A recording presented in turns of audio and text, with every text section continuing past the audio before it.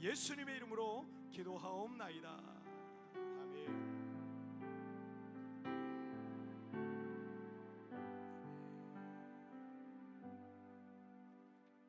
자, 오늘 우리에게 주신 하나님 말씀 보시겠습니다. 자, 오늘 우리에게 주신 하나님 말씀 출애굽기 13장입니다. 출애굽기 13장 17절부터 22절까지의 말씀. 자, 출애굽기 13장. 자,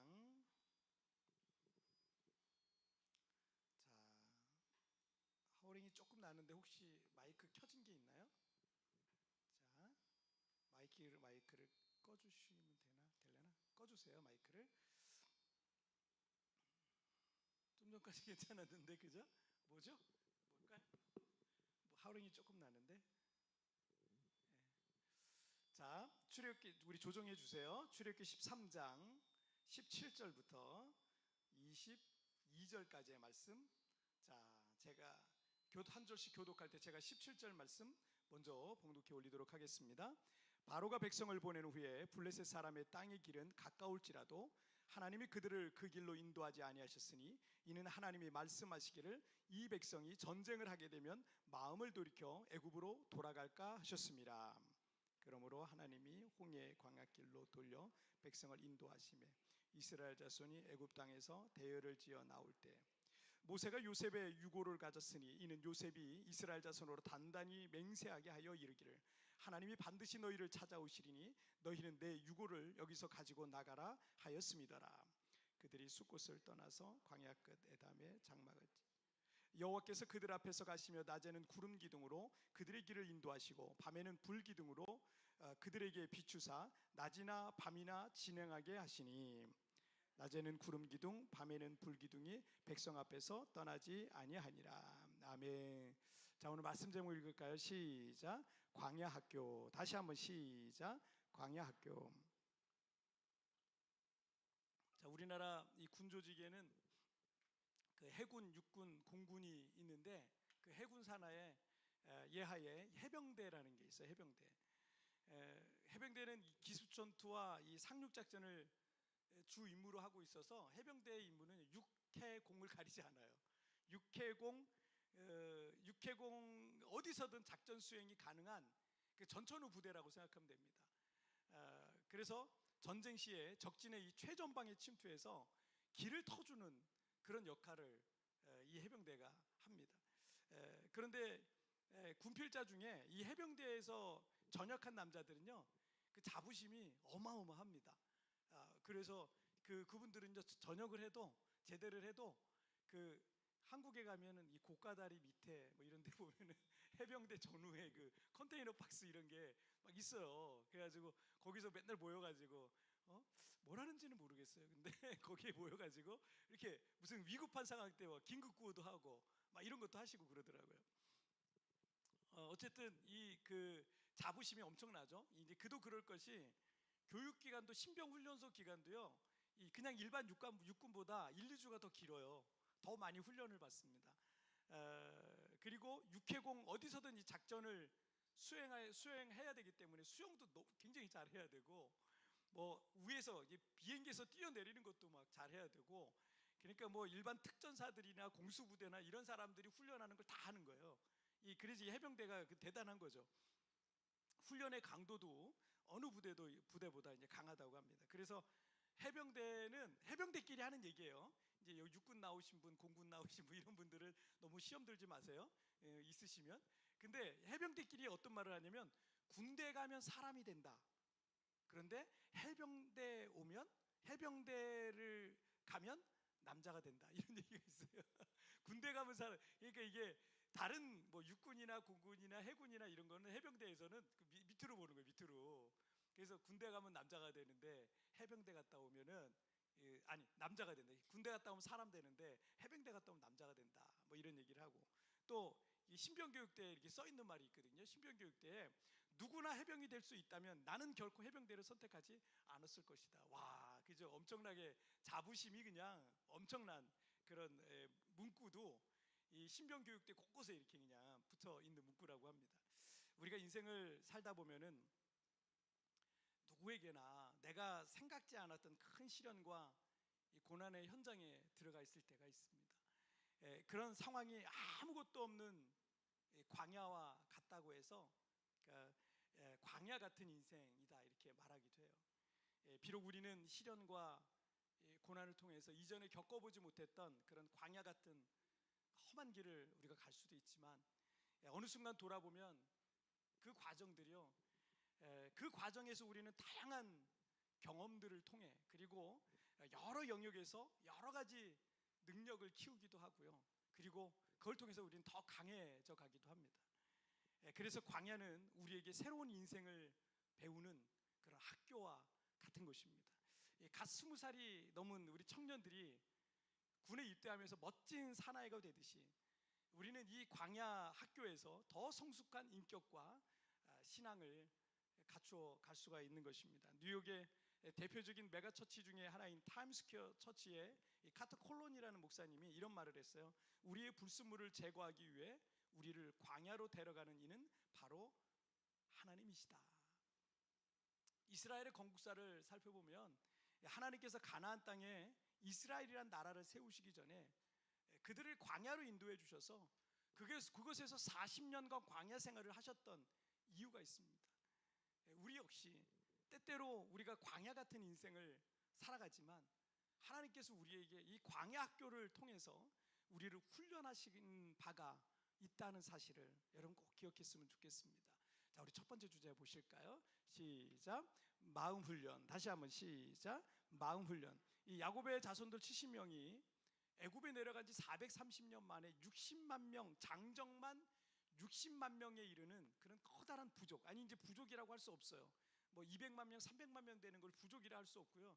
이제 하나의 이스라엘이라는 하나의 민족으로 성장을 한 겁니다. 하지만 그들이 번성할수록 위기감을 느꼈던 이집트의 왕이었던 파라오죠. 파라오. 성경에서는 바로 왕이라 그러는데 이 바로 왕이 이스라엘을 박해했고 하나님께서는 극심한 이 고통 속에 부르짖었던 이스라엘 백성들을 모세를 통해서 출애굽을 시키셨던 겁니다. 출애굽기 13장 17절 말씀 보실게요. 시작. 바로가 백성을 보낸 후에 블레셋 사람의 땅의 길은 가까울지라도 하나님이 그들을 그 길로 인도하지 아니하셨으니 이는 하나님이 말씀하시기를 이 백성이 전쟁을 하게 되면 마음을 돌이켜 애굽으로 돌아갈까 하셨습니다. 자, 이스라엘 사람들이 430년 동안 살던 고센이라는 땅은요, 나일강의 하류 부근이에요. 하류 부근. 지금의 그 수에즈 운하 근처 그리고 지중해와 가까운 곳이었습니다. 그러니까 이스라엘 백성들이 고센에서 출애굽한 뒤에 이 지중해 해안을 따라서 한 4, 5일 정도 걸어가면 가나안 땅의 블레셋, 이거를 이제 팔레스틴이라 그래요. 지금 요 팔레스틴 있죠. 그리고 지금 가자 지구라고 들어보셨죠? 가자 지구 막 지금 전쟁이 일어나고 그러잖아요. 그 가자라는 곳, 성경에서는 가사라고 나와요. 가자 지구를 만나요. 그래서 한 4, 5일 정도 걸어가면 그걸 도착할 수 있습니다. 빨리 갈 수 있는 거죠. 그런데 하나님께서 그들을 그 길로 인도하지 않으신 거예요. 또 모세 역시 40살이 될 때까지 애굽의 왕자로 교육을 받았어요. 이 교육 안에는 군사 훈련, 군사와 전략과 뭐 지리 이런 거 다 포함되거든요. 그렇기 때문에 이 고센에서 가나안 땅까지 어떻게 이동해야 가장 빨리 갈 수 있는지를 누구보다 더 잘 알고 있는 사람이 모세였습니다. 하지만 하나님께서 그들을 최단 거리로 인도하지 않으시고 신의 반도라고 하고 있는 신의 반도가 있는 신의 광야길로 인도하셨다라는 말씀입니다. 그 이유를 이 백성이 전쟁을 하게 되면 마음을 돌이켜 애굽으로 돌아갈까 하셨습니다 라고 기록되어 있습니다. 당시 블레셋을 비롯한 이 가나안 부족들은요, 키가 큰 거인 부족들이었습니다. 그래서 그 무엇보다도 그들은 철기 문명이 일찍 발달했어요. 이 블레셋 사람들에게 철기 문명이 일찍 발달했기 때문에 군사력이요 막강했습니다. 여러분, 청동기하고 철기하고 칼길이 부딪히면 청동기는 그냥 부러지는 거예요. 잘라지는 거예요. 이게 철이 강하잖아요. 그게 일찍 군사력이 아주 무기도 그렇고 군사력이 막강했습니다. 그리고 이 당시는 부족 간의 전쟁이 굉장히 빈번히 일어나던 시대였기 때문에 이 주변의 여러 부족과 잦은 전쟁으로 이 블레셋은요, 그 어떤 전술과 전쟁과 이 싸움에 익숙한 사람들이 이 블레셋 사람들이었어요. 반면에 군사 훈련이라는 건 한 번도 받아본 적 없는 사람들이 이스라엘 사람들 430년 동안, 그리고 그들은 수백 년 동안 노예로 살았습니다. 집 나르고 뭐하고 뭐 이런 것만. 그 노예 출신들인 이스라엘은요, 만약에 일주일도 못 돼가지고 출애굽하자마자 일주일도 안 돼서 가나안 땅에 도착했어요. 근데 블레셋 사람들이 그냥 땅을 내줄 것 같아요? 안 내주죠. 그럼 어떻게 해요? 싸우겠죠. 그러면 이 일주일도 안 된 이 이스라엘 사람들은요, 블레셋과의 전쟁을 하게 되면 100% 비참하게 패배할 수밖에 없어요. 다 몰살될 겁니다. 그렇게 되면 이스라엘 백성들은 공포에 떨면서 출애굽을 마음에 후회하고, 그리고 돌이켜서 다시 애굽으로 돌아가게 될 것이다 라고 이렇게 말하는 거죠. 자, 18절 말씀을 한번 보실게요. 18절 말씀 읽겠습니다. 시작. 그러므로 하나님이 홍해 광야길로 돌려 백성을 인도하심에 이스라엘 자손이 애굽 땅에서 대열을 지어 나올 때, 자, 하나님께서 이 출애굽한 이스라엘을 최단 기간 시일 내에 최단 거리로 가나안 땅으로 인도하지 않으셨어요. 오히려 가나안 땅을 멀리 돌아갈 수밖에 없는, 왼쪽으로 가야 되는데 왼쪽으로 안 가고 아래쪽으로 간 거예요. 아래쪽으로, 남쪽으로.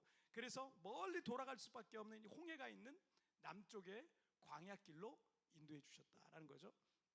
하나님 전능하시잖아요. 그러니까 그 능력으로 가나안 땅에 있는 범죄한 부족들, 이스라엘과 싸울 만한 범죄한 부족들을 한꺼번에 다 몰아내시고, 하나님 전능하시니까 다 하실 수 있으시니까. 그리고 아브라함과 이삭과 야곱에게 약속한 이 가나안 땅을 출애굽한 이스라엘 백성들에게 짠 하고 선물로 주시고, 그 젖과 꿀이 흐르는 땅에서 이스라엘이 그냥 행복하게 편안하게 안락하게 살게 하실 수도 있었잖아요. 전능하시니까 얼마든지 그럴 능력이 있지 않겠습니까? 우리나라 국회의원이 300명이잖아요.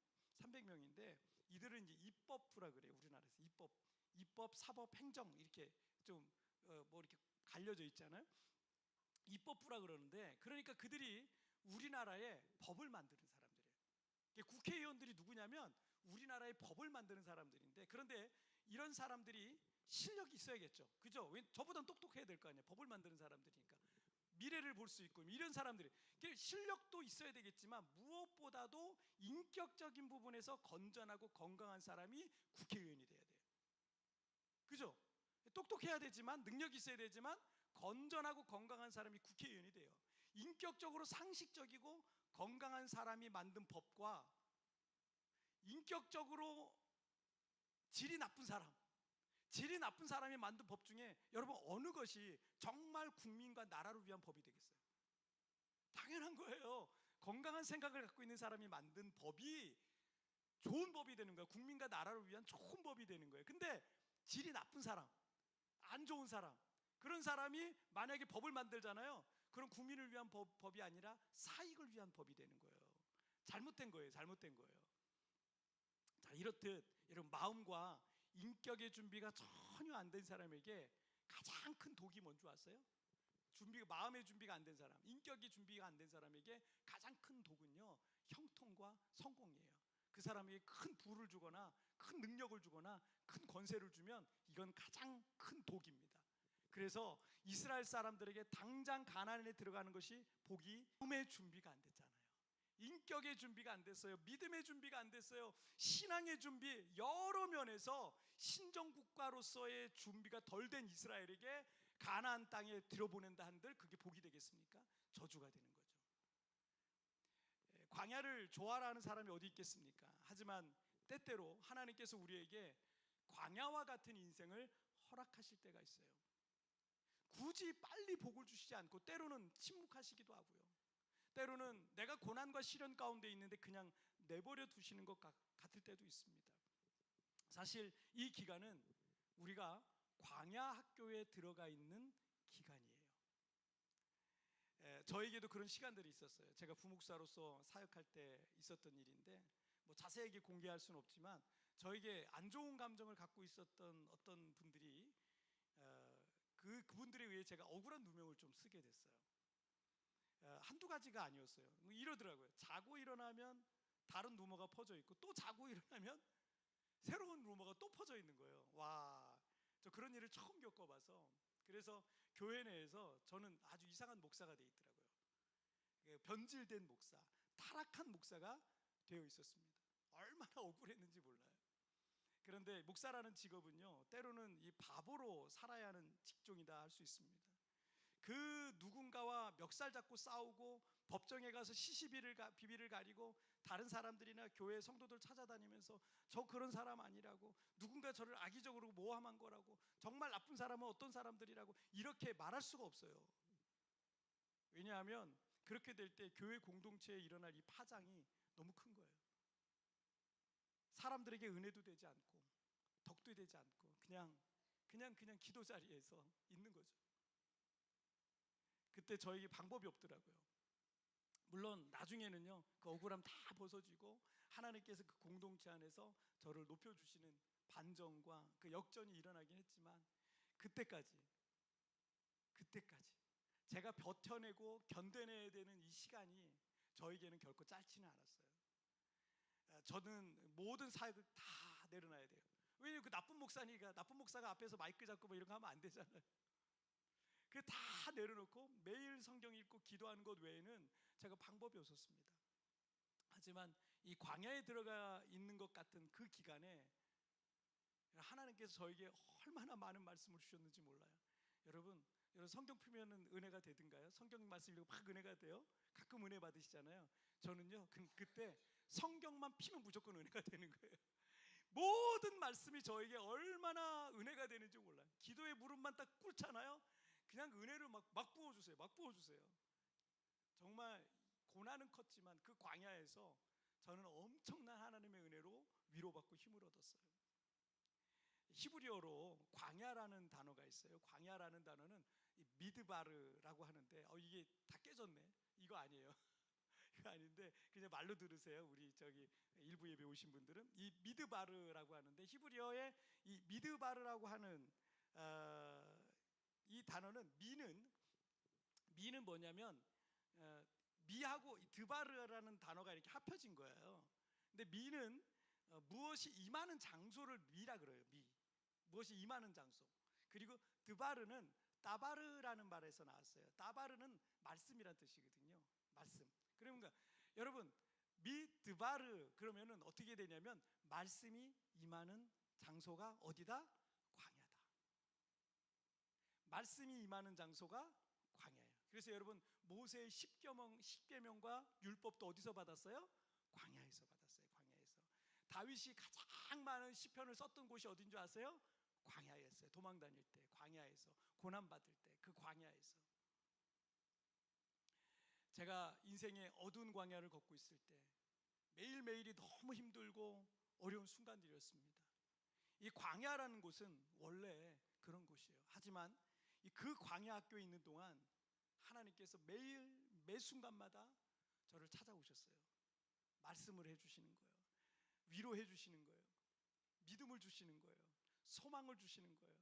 은혜를 주시고 저의 문제를 보게 하시고 저의 마음도 고쳐주시고 저의 인격적인 면도 치료해 주시고 더 온전한 모습으로 온전한 마음으로 주님 앞에 나아갈 수 있도록 도와주시더라고요. 성도들이 인생의 광야를 걷고 있었을 때 그때처럼 하나님의 은혜가 크게 느껴졌던 적은 없었을 겁니다. 요즘도 교회 여러분 이렇게 우리 성도들이 교회 오셔서 기도하시는 분들이 계시거든요. 낮에도 제가 이렇게 성도님들의 문제와 어려움 다 이해할 수 없지만 기도하려고 교회 오셔서 앉기만 해도 하나님께서 은혜를 주세요. 은혜를 주세요. 눈물을 주세요. 감사를 주세요. 또 위로함 주세요. 여러분 인생의 광야를 걷고 있을 때는 어떤 탁월한 목사님의 설교가 기가 막히게 잘하지 못해도 모든 말씀이요 그냥 꿀송이처럼 느껴지는 거예요. 모든 말씀이 다 나에게 하시는 말씀인 거예요. 그래서 광야는 우리의 마음이 훈련되는 곳이에요. 나를 더 낮아지게 겸손하게 만드시고 더 이상 나를 의지하지 않고 오직 하나님만 바라보게 하는 곳. 내 손에 아무것도 없지만 전능하시고 살아계신 하나님만을 전적으로 신뢰하며 나아가게 하는 것, 그것이 바로 광야인 것입니다. 자, 우리 두 번째 주제 보실까요? 두 번째, 시작. 믿음 훈련. 다시 한번 시작. 믿음 훈련.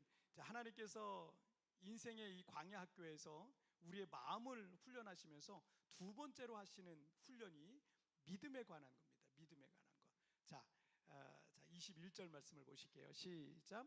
여호와께서 그들 앞에서 가시며 낮에는 구름 기둥으로 그들의 길을 인도하시고 밤에는 불 기둥을 그들에게 비추사 낮이나 밤이나 진행하게 하신. 자, 이스라엘 백성들이 출애굽하면서 광야 생활 내내 그들 앞에 구름 기둥과 불 기둥이 낮과 밤으로 그들과 함께 했습니다. 낮과 밤으로. 여기 필리핀은 적도 부근에 위치한, 우리가 저 위도상 적도 10도거든요. 적도 이 안에 들어가 있는 거예요. 그렇기 때문에 이 열대 지방이에요. 열대 지방. 1년 내내 덥습니다. 1년 내내 30도 이상이죠. 1년 내내. 그래서 뜨거운 햇빛 아래에서 5분만 10분만 걸어가도 그냥 머리가 뜨끈뜨끈해요. 제가 아침에 점심에 우리 부목사님이랑 같이 여기 근처에 가서 걸어서 이제 가서 밥 먹을 때가 종종 있는데, 가서 5분이 뭐예요? 1분, 2분밖에 안 되는데 머리가 너무 뜨거워요. 여러분, 그리고는요, 한 5분 이상 되잖아요. 그 햇빛에 5분 이상 햇빛에 계속 걸어가면 땀이 어마어마하게 납니다. 제가 예전에 교회 근처에 살 때는요, 한 7, 8분 정도 걸어서 왔거든요. 햇빛에 한 7, 8분 걸어오면 교회 와가지고 그때부터 30분 동안 선풍기 앞에 있어야 돼요. 그렇게 더워요. 그렇게 더워요. 그래서 여기 필리핀에서는 걸을 때 그늘만 조금 있어도 그걸로 들어가요. 벽 옆에 그늘이 조금 있으면 이제 그걸로 들어가서 이제 겨우 들어가서 걸으려고 그러고 막 그래요. 그러니 황량한 사막과 광야를 걸을 때 어떻겠습니까? 우리야 뭐 빌딩이라도, 그늘진 빌딩이라도 있지. 그거 어떻겠어요? 하루에 1시간, 2시간만 그 햇빛 아래서 걸었겠습니까? 적어도 하루에 대여섯 시간씩은 계속 이스라엘 백성들이 이동을 해야 되는 거예요. 그러면 그 뜨거운 햇볕 아래서 남자들이야 좀 괜찮을 수 있겠지만 연약한 사람들이, 병든 사람들, 또 어린아이들, 뭐 여성분들, 이런 분들은 막 여기저기 픽픽 쓰러질 겁니다. 옛날에 우리 조회할 때 보면, 아침 조회할 때 보면 막 쓰러지는 아이들이 있었잖아요. 그런 것처럼 그 햇빛에서 1시간만 걸어도 열사병으로 쓰러지는 아이들이 여기저기 생길 겁니다. 하지만 이스라엘 백성들 머리 위로 구름이 높이 뜬 거예요. 구름이 넓게 펼쳐져 있으니까 백성들 모두가 그 구름 아래에서 행진해 나갈 수가 있었던 겁니다. 또 광야에는 독사와 정갈과 같은 맹독류와 들짐승들이 항상 먹잇감을 먹을 게 없잖아요. 먹잇감을 기다리고 있는 곳이거든요. 그리고 이 사막과 광야 지역은 낮과 밤의 기온차가 굉장히 큽니다. 한 20도 정도 차이가 나요. 그러니까 낮 기온하고 밤 기온은 굉장히 차이가 큰데, 그런데 때로는 밤에는요 10도 이하로 떨어져요. 그리고 더 심하게는 영하까지도 떨어지는 경우도 있다고 합니다. 그러니 그런 열악한 상황에서 가장 필요한 게 뭐겠어요? 불이에요. 불은 이 추운 광야 지역에서 체온을 유지시켜 줄 뿐만 아니라 이 독사와 정갈과 들짐승의 위험으로부터 보호해주는 그런 기능이 있는 거예요. 그런데 이 출애굽한 이스라엘 백성들 가운데 불기둥으로 그들을 하나님이 보호해 주시고 지켜주셨다라는 겁니다. 이스라엘 백성들이 출애굽한 지 약 한 달 정도 되었을 때 그들이 애굽에서 급히 가지고 나온 그 식량이 다 떨어졌어요. 더 이상 먹을 게 없어요. 그들이 이제 막 농사 지을 곳도 없고 비도 거의 내리지 않는 곳이기 때문에 어디서 먹을 것도 구할 수가 없었습니다. 그래서 출애굽한 그 이집트를 그리워하면서 이스라엘 백성들이 불평하는 장면이 나옵니다. 자, 그런데 출애굽기 16장 4절 말씀 보실까요? 시작. 그때 여호와께서 모세에게 이르시되 보라, 내가 너희를 위하여 하늘에서 양식을 비같이 내리리니 백성이 나가서 일용할 양식을 날마다 거둘 것이라. 이같이 하여 그들이 내 율법을 준행하나 아니하나 내가 시험하리라. 자, 하나님께서 광야 생활 40년 동안 매일 하늘에서 만나를 내려주셨습니다. 그리고 그 만나는 단 하루치만 먹을 수 있었고, 만약 내일 내리지 않으면 모두가 굶을 수밖에 없는 곳이 광야였어요. 하지만 하나님께서는 하루도 빠지지 않고 매일 하늘에서 만나가 내리게 해주셨어요. 백성들은요, 하나님께서 매일 만나를 내려주시기를 사모했습니다. 만약 만나가 내리지 않으면 광야에서 다 굶어 죽는 거예요. 매일 내려야 돼요. 매일 하나님을 바라봐야 돼요. 매일 하나님을 의지해야 돼요.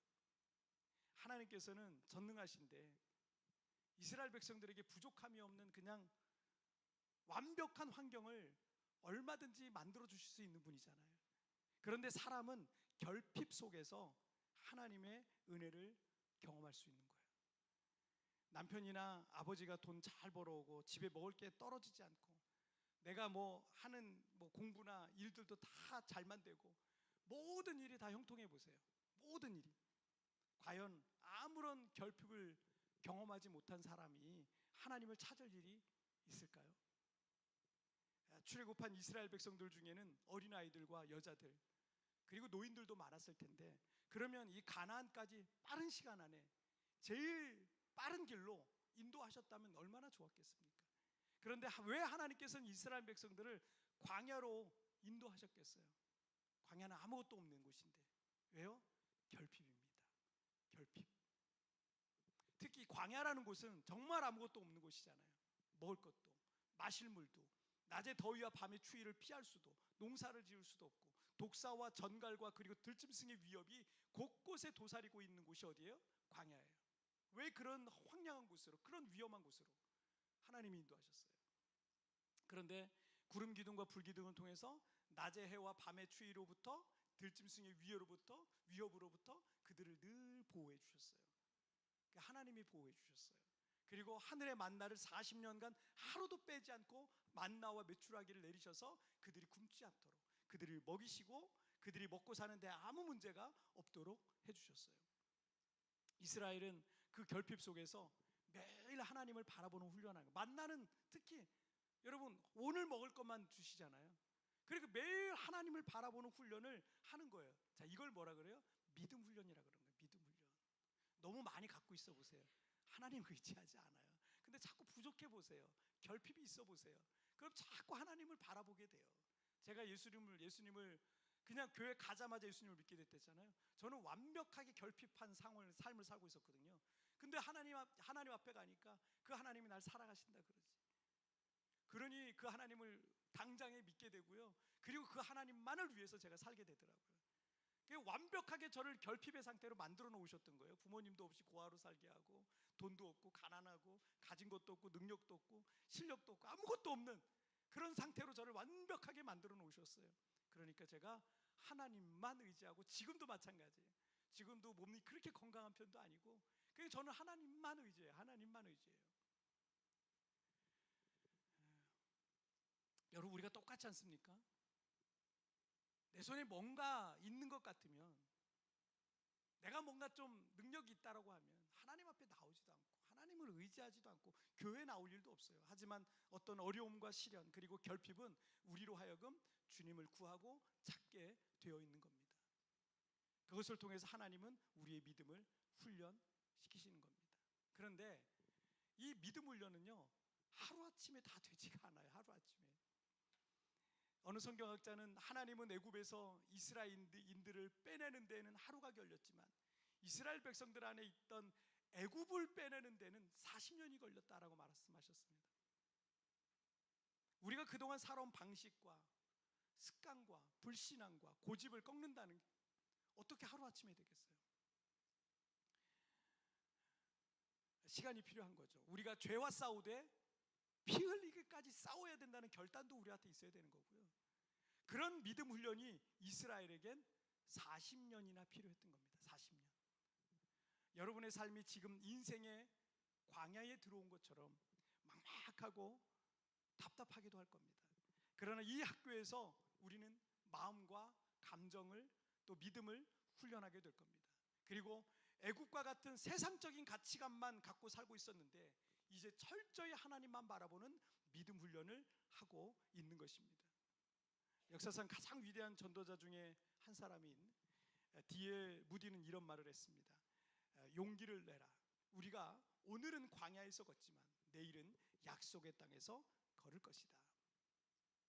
이스라엘 백성들이 광야에 들어갔지만 분명한 사실 한 가지는요, 하나님은 그들을 40년 동안 단 한 번도 떠나지 않으셨다는 거예요. 구름 기둥으로, 불 기둥으로, 그리고 만나와 메추라기를 통해서 하나님께서 늘 함께 하신다라는 것을 그 광야 40년 내내 보여주셨던 겁니다.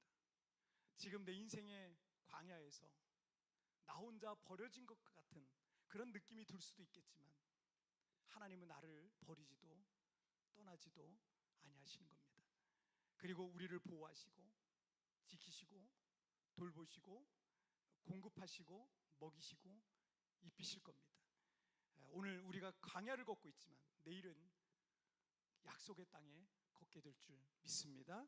자, 오늘 말씀 정리해 볼게요. 두 가지 말씀입니다. 시작. 마음 훈련, 믿음 훈련. 다시 한번 시작. 마음 훈련, 믿음 훈련. 여러분, 그렇습니다. 우리가 마음과 믿음을 지금 훈련하고 있는 거예요. 인생이 여러분 지금 늘 하하호호 거리진 않잖아요.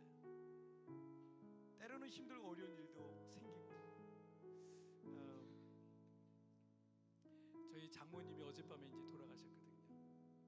근데 우리 장모님은 평생 하나님밖에 모르고 사신 그런 분이세요. 집사 시절도 그러시고 나중에 신학을 하셔서 목사님이 되셨는데 평생 하나님밖에 모르고 고생만 많이 하셨어요. 그래서 제가 우리 장모님 처음 만났을 때가 20대 때인데 그때 우리 장모님이 40대 때죠. 근데 장모님 그러시더라고요. 나는 60살까지만 딱 사역하고 천국 갔으면 좋겠다고 그런 말씀하시더라고요. 인생이 그냥 하하호호 할 일만 있으면 여러분 여기 계속 살고 싶죠. 그런데 인생이라는 게 광야 같아요. 저도 뭐 그렇게 오래 살고 싶은 마음이 별로 없어요. 제 아내나 딸은 맨날 그러면 얘기하지 말라 그러는데 우리 장모님도 60살까지 사신다 그러는데 한 17년 더 사셨는데 여러분 우리 인생은 광야 같아요. 오히려 결핍이 있는 게 좀 감사해요. 부족함이 있고 문제가 있고 어려움이 있는 게 좀 감사해요. 왜냐하면 그러지 않으면 저는 하나님 안 의지할 것 같거든요. 근데 지금도 여전히 주님 바라봐야 되고 내 힘으로 안 되고 내 능력으로 안 되고 내 인생이 광야 같다라고 생각될 때가 너무나 많습니다. 그러나 그 광야에서 주님만 의지하고 주님만 바라보게 하시더라고요. 여러분 인생 속에 광야가 있지만 우리의 마음 훈련과 우리 믿음 훈련을 우리 그 광야 학교에서